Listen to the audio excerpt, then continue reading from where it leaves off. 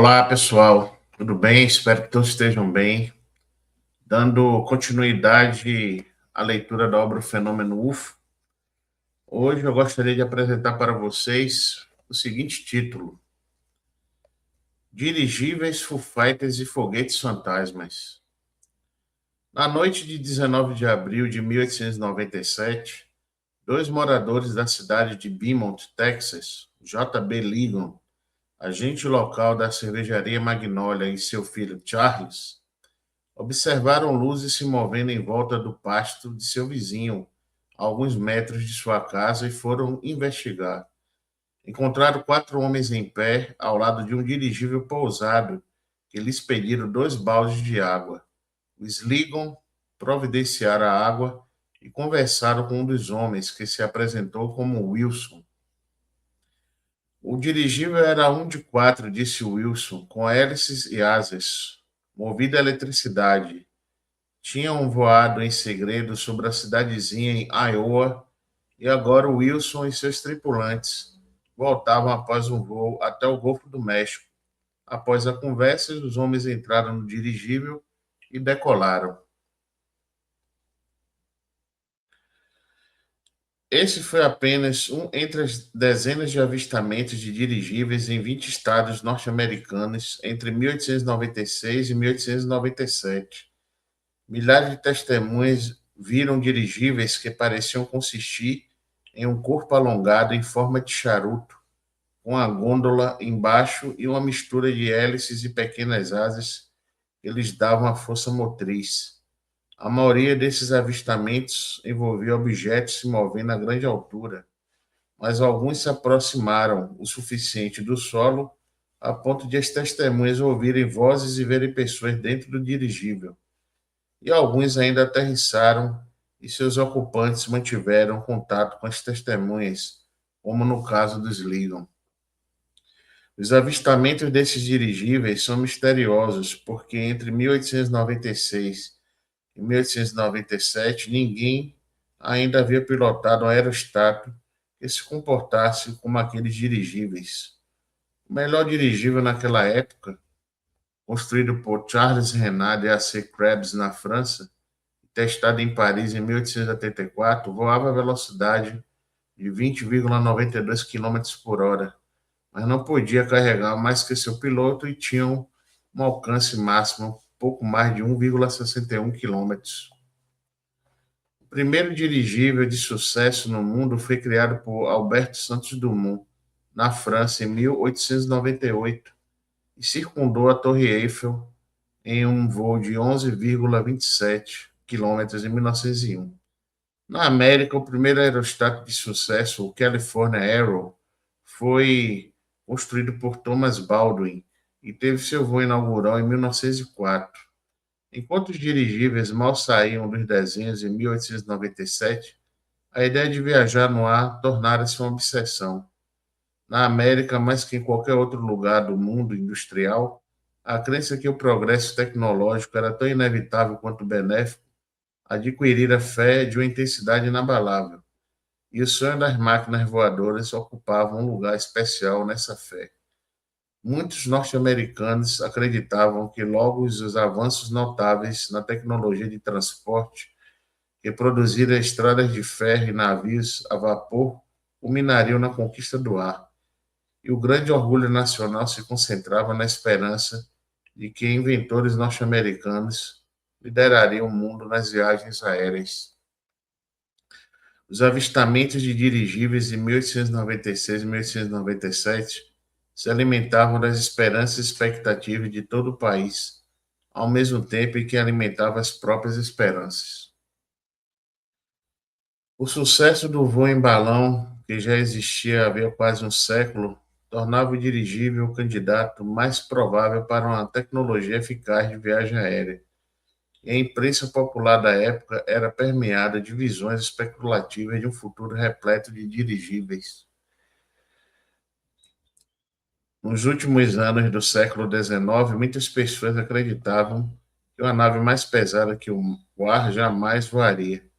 Carl Jung era uma dessas pessoas. Entretanto, em seu livro sobre discos voadores, publicou em 1958, aliás, publicado em 1958, o próprio Jung criticou a ingenuidade de suas certezas da juventude.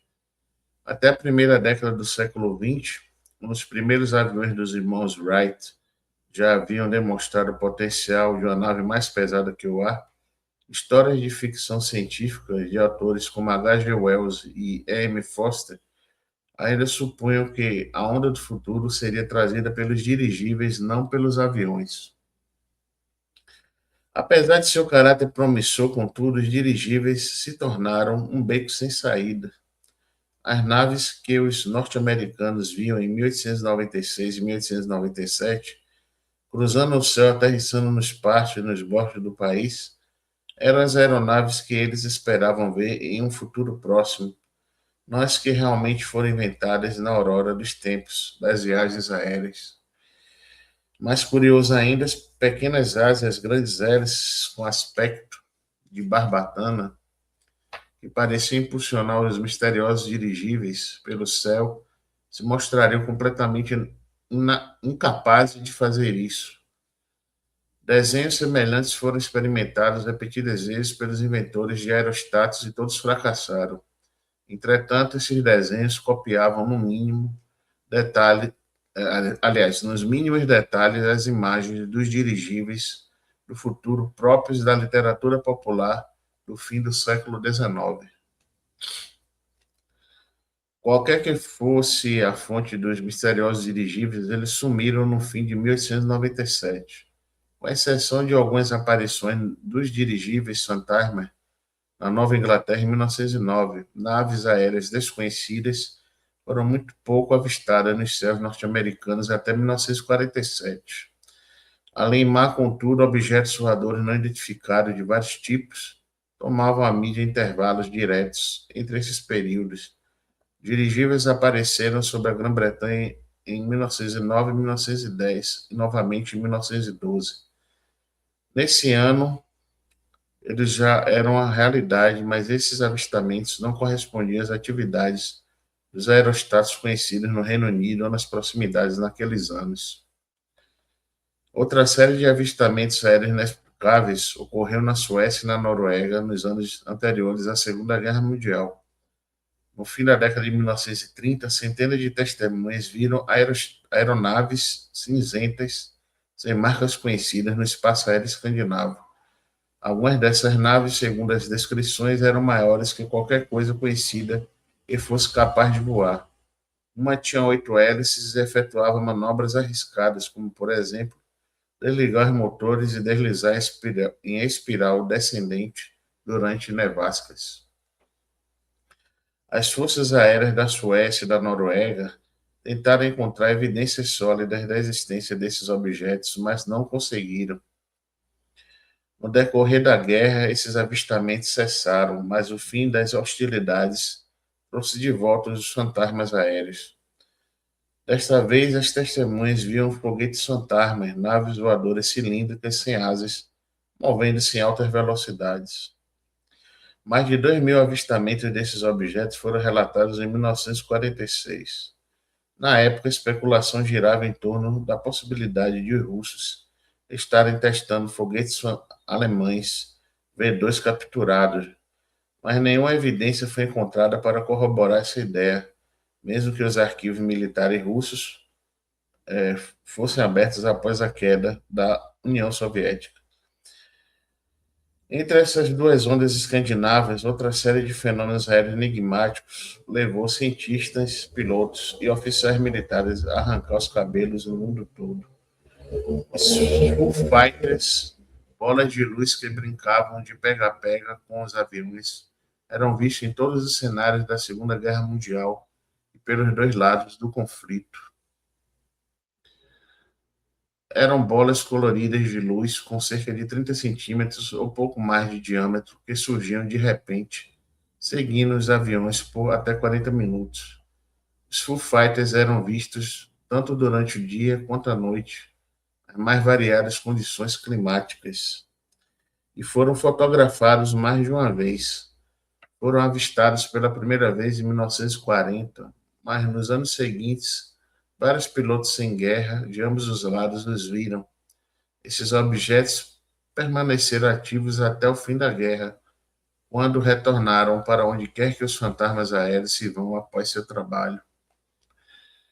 Vale observar que quase todas as pessoas que viram esses objetos voadores não identificados antes de 1947 presumiam que viessem de outra parte da Terra.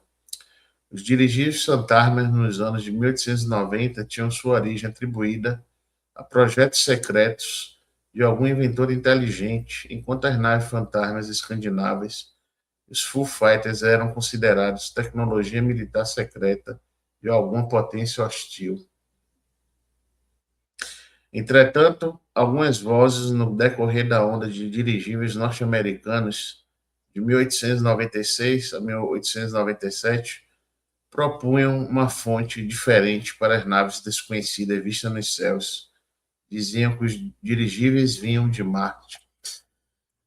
Então, pessoal, essa foi a live de hoje. Eu agradeço, então, pela presença de todos e até breve. Ah, tem um comentário aqui ó, de André. Você vai ser uma referência ufológica quando a Disclose deixe chegar. Ah, só faço compartilhar o conhecimento, André. Só isso, há muito tempo, né? Agora estou fazendo a leitura de uma obra chamada Fenômeno UFO, que é muito boa. Valeu aí pela sua presença e pelo comentário. Até breve, então.